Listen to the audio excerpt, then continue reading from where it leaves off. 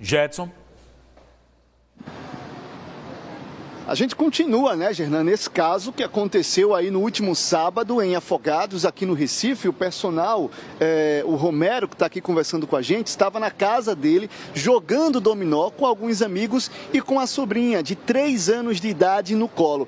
Ele conta que ouviu aquele barulho muito forte de uma pedra sendo arremessada contra a janela dele e logo em seguida ele ouviu vários disparos, pelo menos 5, foi isso, Romero, que você falou? Pelo menos 5 disparos de arma de fogo.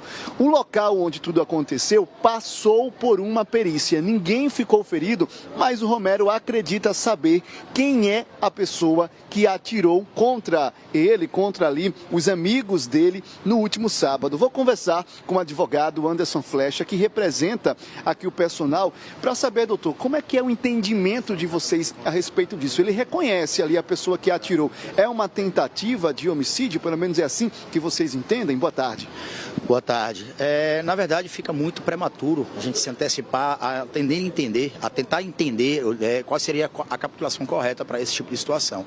O que nós precisamos entender é o seguinte: quais são as consequências disso, né? Nós temos uma criança traumatizada sob o efeito de uma carga de estresse muito grande de medo, e nós tivemos hoje pela manhã com ela, e a primeira coisa que ela fala ela remete-se a uma situação de que ela, tio, eu me escondi, tio, eu me escondi do homem mau.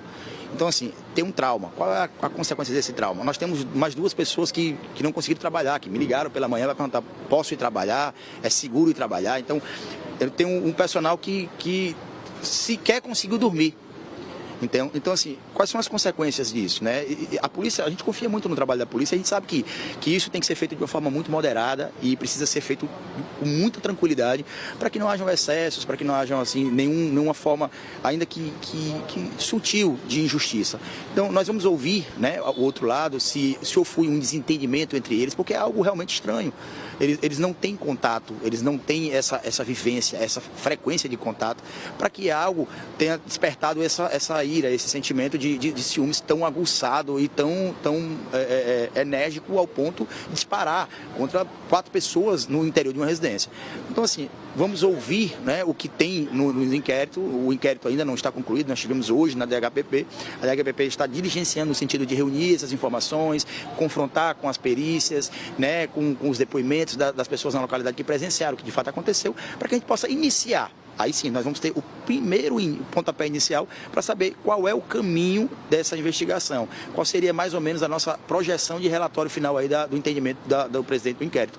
Nesse momento é muito prematuro, mas nós entendemos que essa conduta de fato ela é reprovável, né? Nós sabemos que o policial penal ele tem todo um tratamento, uma preparação para que ele venha exercer a sensação da segurança pública e não esse medo que foi instalado e causado por essa atitude impensada, que com certeza vai ter uma explicação para que a gente possa entender melhor o que de fato aconteceu. O senhor citou aí um policial penal, a pessoa então que teria atirado, o suspeito aqui que o Romero fala, então seria um policial penal? A investigação caminha no sentido de que é um policial penal. Por que é fácil identificar? Trata-se de um policial penal que é o atual namorado, né, da Maria Eduarda. Então, a investigação ela é nesse sentido. Essas informações, na verdade, elas já estão, né, no corpo ali do início do inquérito. Então, é muito fácil identificar nome, perfil e tal. É prematuro dizer qual a conduta, a capitulação da conduta. Mas o que de fato a gente sabe são o nome das pessoas, essas pessoas que participaram de alguma forma nesse evento, né, nesse cenário. A gente sabe quem é a ex-namorada, ele sabe muito bem, consegue identificar quem é o atual namorado dela, isso também é muito fácil de identificar, qual é a função que ele exerce, qual é a profissão que ele exerce, isso também é muito fácil de identificar, né? Existem testemunhas, provas, pessoas que de fato viram então esse policial penal na frente da casa ou atirando contra a casa aqui do Romero? Para não atrapalhar as investigações, o que eu posso dizer para vocês é que isso foi uma conduta no meio da rua. Né? O que nós já sabemos é que sim, que tem pessoas que presenciaram e que viram. E o que nós não sabemos é a quantidade de pessoas que presenciaram e as câmeras que flagraram e as imagens que podem ser obtidas. Isso nós ainda não sabemos. Né? A gente sabe que a polícia está diligenciando nesse sentido, nós tivemos, inclusive, presenciamos esse trabalho da polícia de rondar ali, de procurar, de conversar com pessoas. A gente confia no trabalho da Justiça, sabe que o Ministério Público e Polícia Civil tem desenvolvido aí um trabalho muito eficaz aqui no Estado. Nós confiamos nesse, esperamos que, de fato, o resultado que é esperado pelas vítimas nesse processo possa ser alcançado a contento. Né? Então, é o momento agora de buscar ali um pouco de tranquilidade pós o fato. Nós temos um pós-trauma, procurar a polícia para entender ali em que cenário nós estamos. É necessário esse medo exagerado que ele está sentindo, essa falta de sono. Né? Então, esse trauma na criança, como é que a gente vai, resolver isso? Essa também é uma responsabilidade, uma preocupação nossa. Nós estamos também diligenciando nesse sentido de encontrar profissionais que possam ajudar nesse sentido, para que a gente possa tomar as medidas, tanto judiciais como pessoais, na vida dessas vítimas. Houve, inclusive, uma perícia, né? A perícia não foi feita no dia que tudo aconteceu, a perícia foi feita ontem, mas qual a importância desse trabalho de perícia? Não sei se você teve acesso ao que eles conseguiram recolher, as cápsulas, imagens, enfim.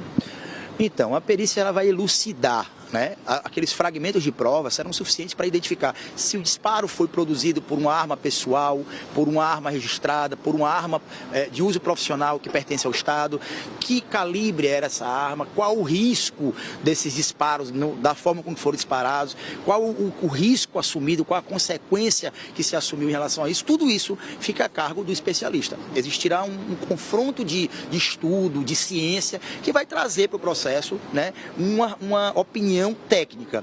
E com base nessa opinião técnica é que a gente vai começar a iniciar o nosso trabalho e desenvolver as nossas teses. Seja no sentido de entender o que aconteceu de fato, seja no sentido também de poder trabalhar, né, nas estratégias que a assistência de acusação vai tentar trabalhar. Tá? Então, temos uma consequência grande, um entendimento, mas vamos aguardar os momentos oportunos para que a gente não se precipite, que a gente não pratique aqui nenhum excesso, nenhuma injustiça. O senhor fala que é prematuro, então, né? Está cravando o que poderia ter acontecido. Mas quando a gente fala de uma pedra que é jogada numa janela, ainda vai. Mas disparos efetuados contra uma casa, tem ali as cápsulas que foram recolhidas. A gente tem, inclusive, essas imagens. Aqui o seu cliente fala que, além dele, outras pessoas estavam na residência, também uma criança. Qualquer pessoa que estava ali poderia ter sido atingida. É prematuro, mas como é que o senhor entende, então, esse cenário, né?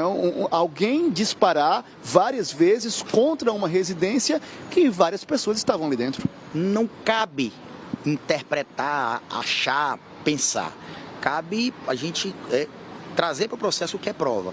Esses disparos foram no sentido de pessoas, foram para cima, foram para o chão, foram... Em tudo isso vai trazer, ali vai estar preenchido dentro do corpo da perícia.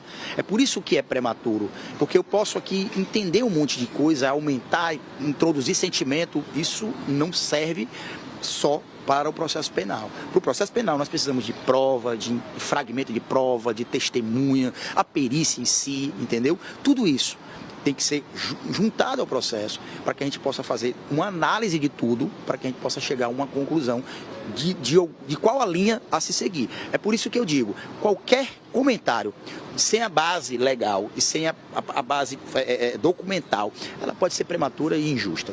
Mas lá no DHPP, no Departamento de Homicídios e Proteção à Pessoa, começou a chover aqui um pouquinho? Vamos ver como é que a gente faz aqui. Dá para continuar ou quer se afastar um pouquinho para ali?